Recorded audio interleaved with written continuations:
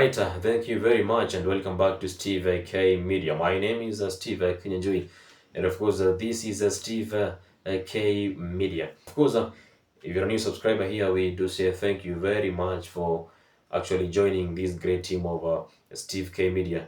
And again, if you're a returning subscriber, again tunasema asante for your continued support. You've been there, I say, since we were at 0 subscribers up to sai ambapo tumeingia 15.8k subscribers. So the reason as to why I'm doing this video is simply because yesterday I happened to be live on TikTok, and a few individuals texted out and said, could you take us through your journey pale kwenye YouTube channel, because we have seen you grow from 0 subscribers into 15.8k subscribers currently. So we want to know how has this journey been. So I said it's good, and it will actually be wise for me to do a video to try to share my journey here at Steve K Media, and of course at my YouTube channel. So this happened when I was in campus, and I remember a good friend of mine ambaye anaitwa Brian Kalama alinikujia tu na akaniambia kwamba Steve, you know what, why don't we open a YouTube channel ambayo our main goal itakuwa ni kujaribu kupatiana some of the contents of the coastal culture. Again, Technical University of Mombasa was a university that we were in. So most of the guys from TUM hawakuwa wakutoka coast, walikuwa wanatoka bara. And Kalama and I, Kalama anatoka Kilifi, alafu mimi natoka Lamu County. So the both of us are from coast. Tumezaliwa coast, even though my high school I went to Bungoma High School, that is in Western. Alafu nikaingia tena campus pale Mombasa. So for this reason, we wanted to have a channel ambayo we shall have our target audiences as the students. Both students wa Technical University of Mombasa. Our dreams ilikuwa ni kuomoka tukua tu campus. Yes. Tulikuwa tunataka tutoke shimo wakati bado tuko campus, because tulikuwa tunaona some of the contents kama vile za the Pluto Your Time kuwa umewika sana na the loyalty tests. But our niche was actually to get into interviews, pure interviews, because we had students ambao walikuwa na a lot of talents.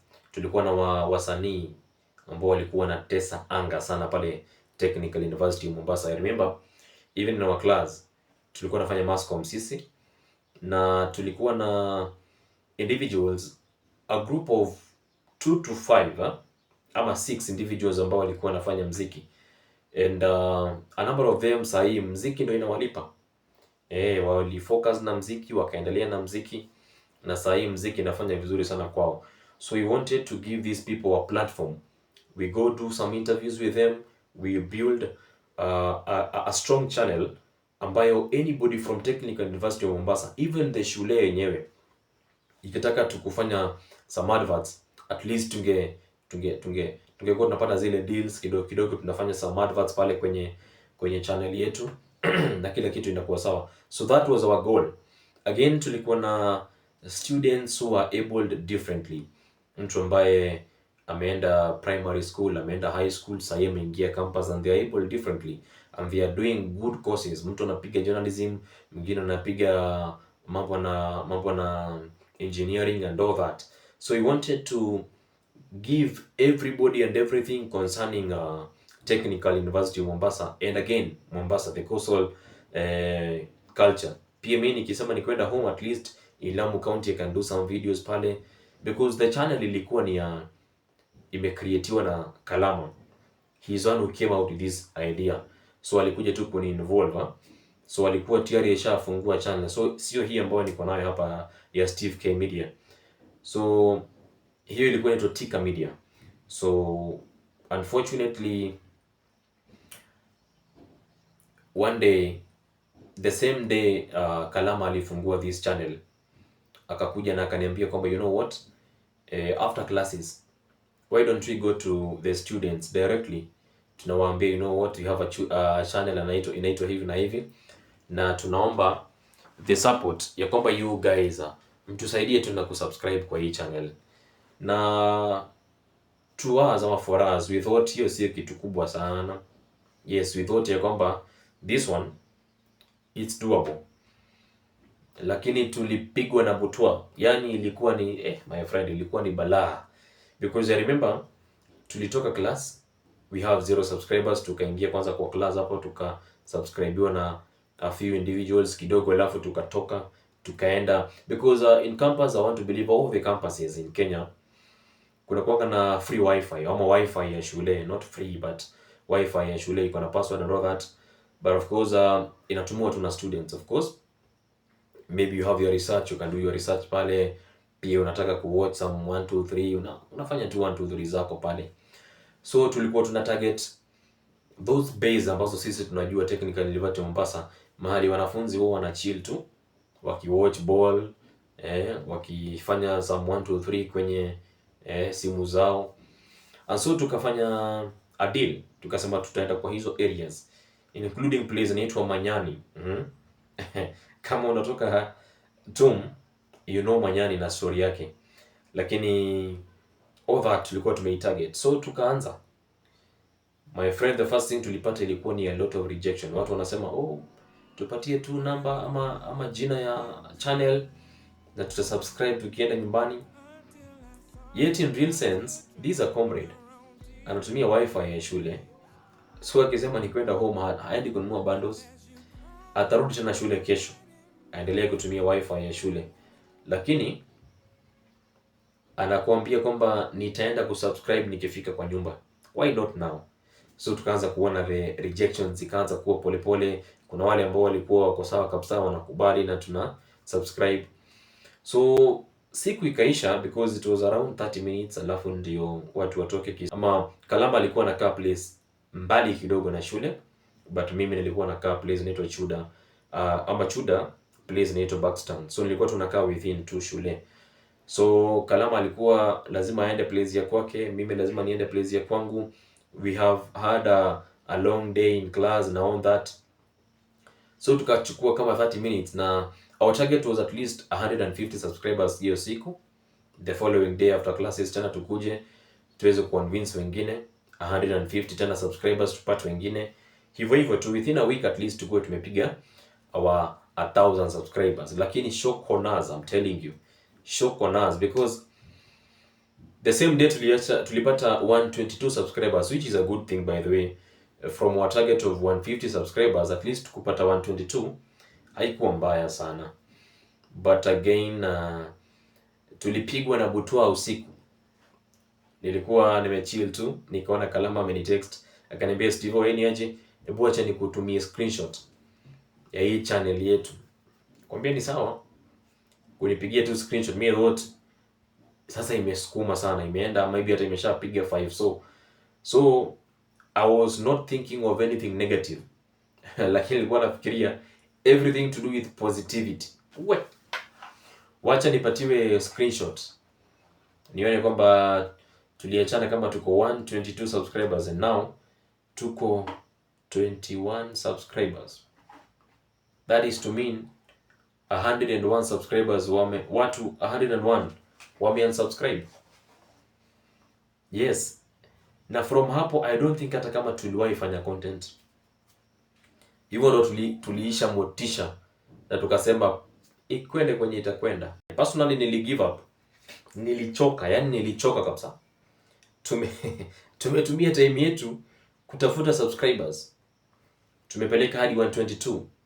Then all of a sudden tuko 21.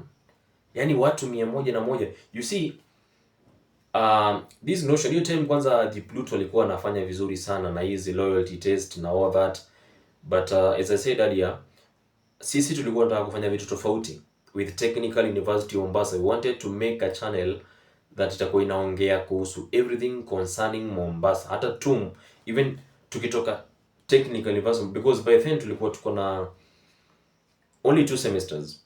One semester tulikuwa tunaenda attachment, the other semester tulikuwa tunakuja kumalizia shule.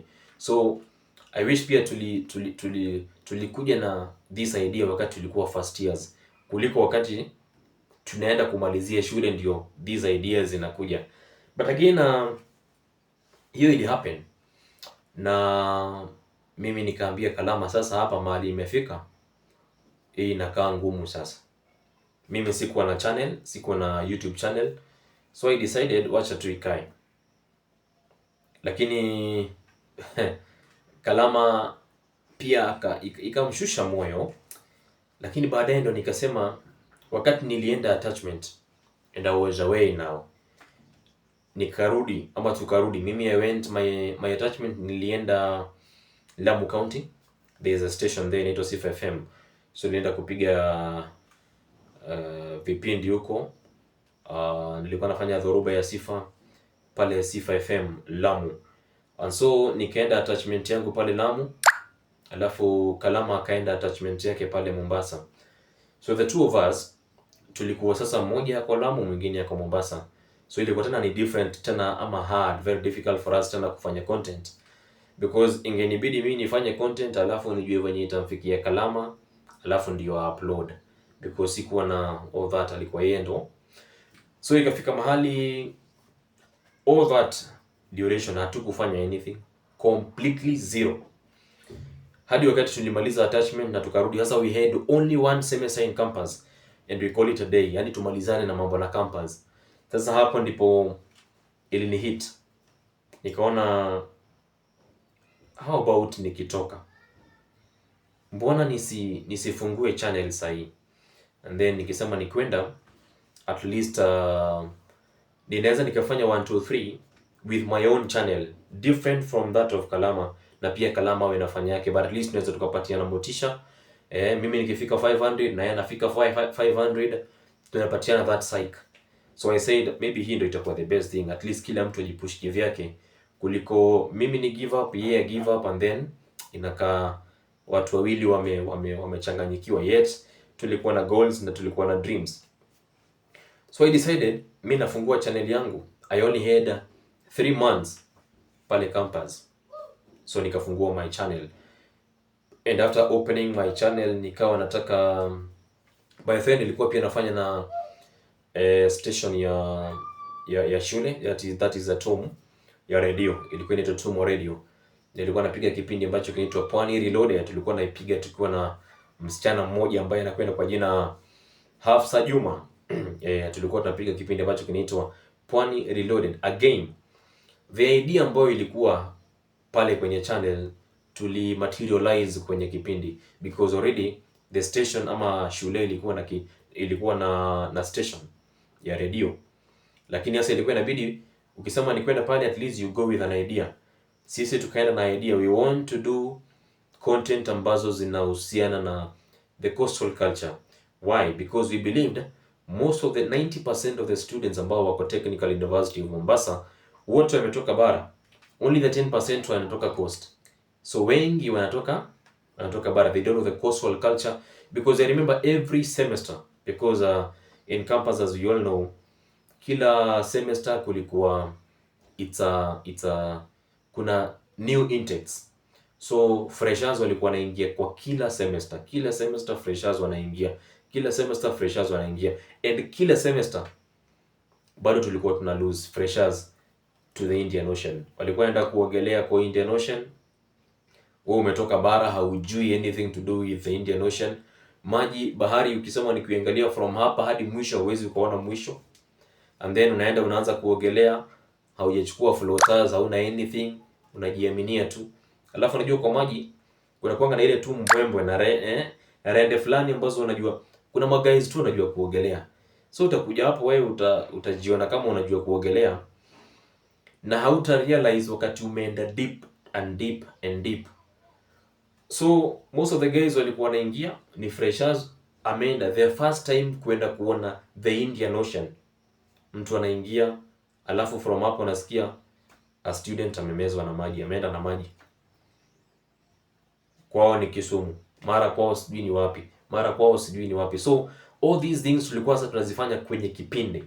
Tunawaambia watu the coastal culture, vyakula ambavyo viko coast, because again mtu ambaye anatoka bara, wale wa Mount Kenya, mtu amezoea kukula githeri huko, mwingine amezoea kukula matoke, mwingine amezoea sijui kukula ugali na sijui nini.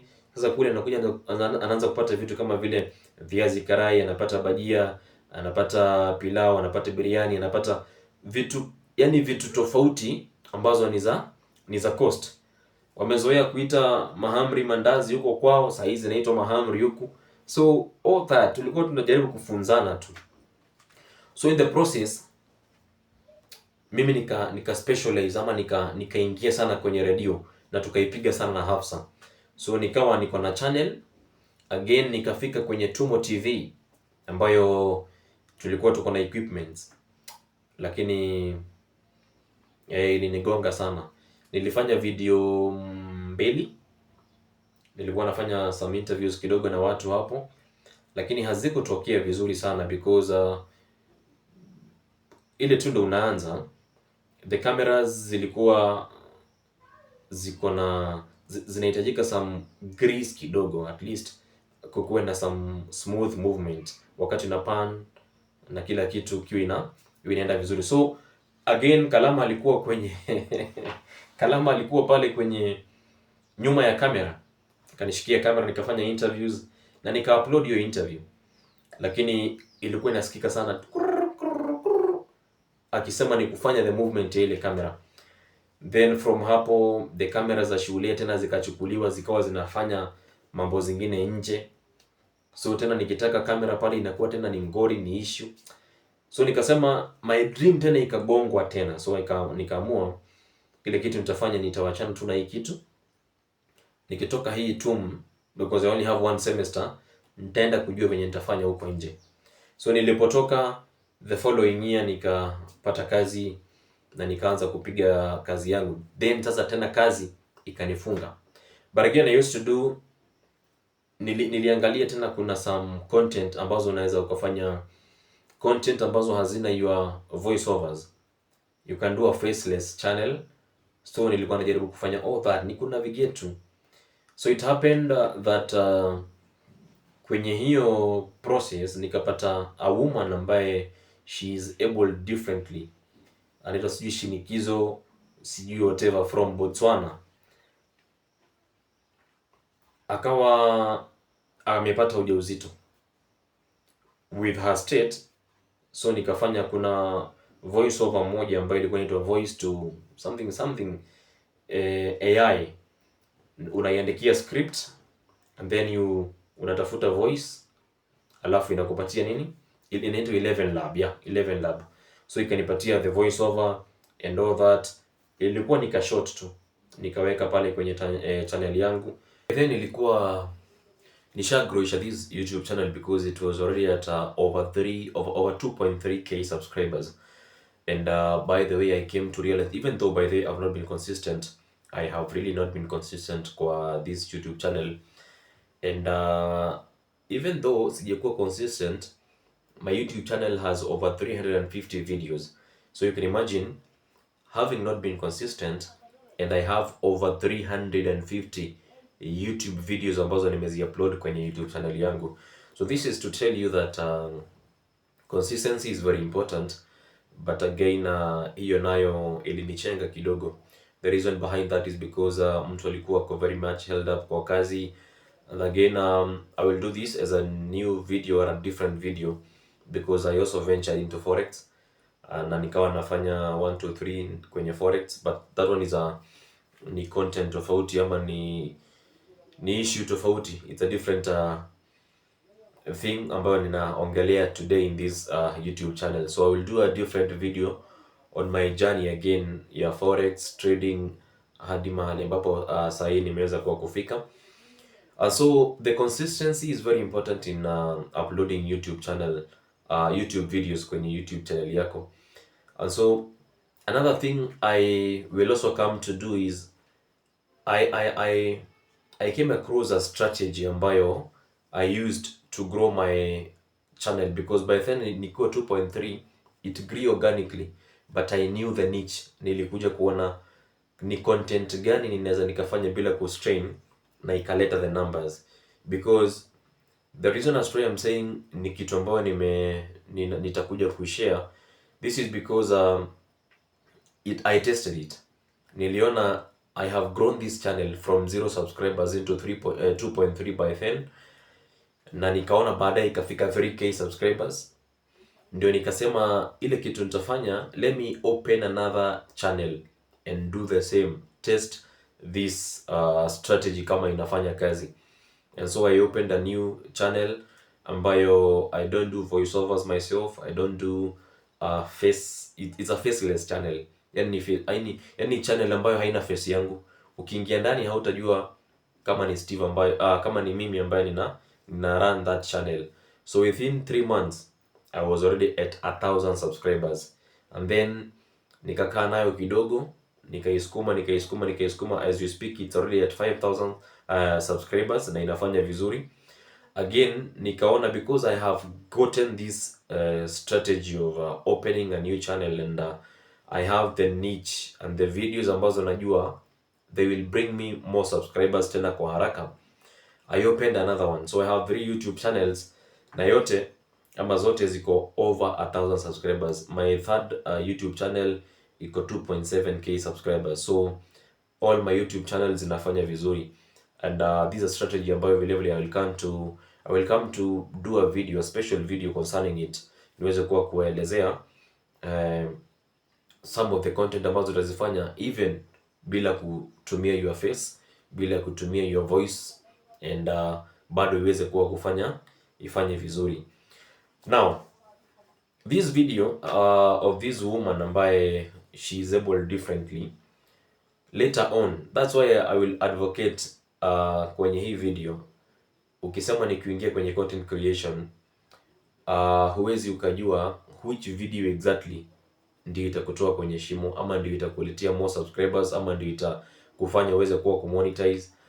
So this video of mine, this woman, remember it was a short, nilifanya tu, and then a year later, mwaka mmoja, you can imagine, 1 year later, that video ikagain traffic na ikaenda, because as we speak the video ilipata ama iko at 4.6 million subscribers. So you can imagine 4.6 million subscribers. That is to tell you, wakati unasema ni kufanya content, hauwezi ukajua ni gani ambayo itapik. So kazi yako ni ku make sure that you just upload your content. Fanya content yako, you just upload it. Fanya content yako, just upload it, because haujui ni gani itakumonetize, ni gani itakuletea subscribers, ni gani italeta anything and everything ambayo ulikuwa ukitarajia kwenye this field ya content creation.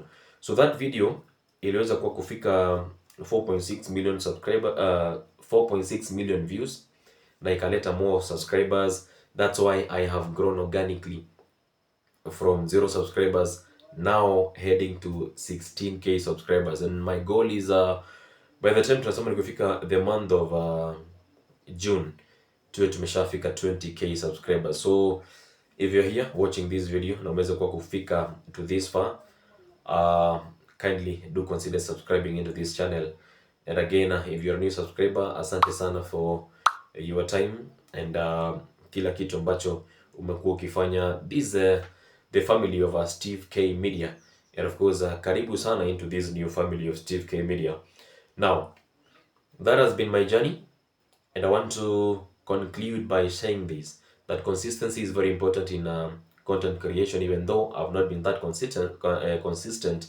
But the reasons behind that is because nimekuwa na 1, 2, 3 things za kufanya, so time ilikuwa inakuliwa sana na the other activities inanikosa, because again content creation is very hectic. You have to take time, do your content creation, unafanya video zako. After you have done all the videos, then you go into editing, do your editing. After that, do the uploading. So again, it requires time. So if you don't have time, that's why I'm saying you can do some faceless YouTube channels ambazo si lazima ikuwe na face yako, si lazima ikuwe na voiceover zako, si lazima ikuwe na anything ya kwako, but again you can do the editing wewe mwenyewe. It will save you the hassle of creating the videos by yourself. It will also save you the hassle of doing the voiceovers. kwenye these channels. So kazi yako itakuwa ni get this niche, this content, these videos here and that, and then you do the editing and then you do uploading. So that is it. I want to believe ya kwamba hii imekusaidia, even though itasaidia watu wawili ama watatu.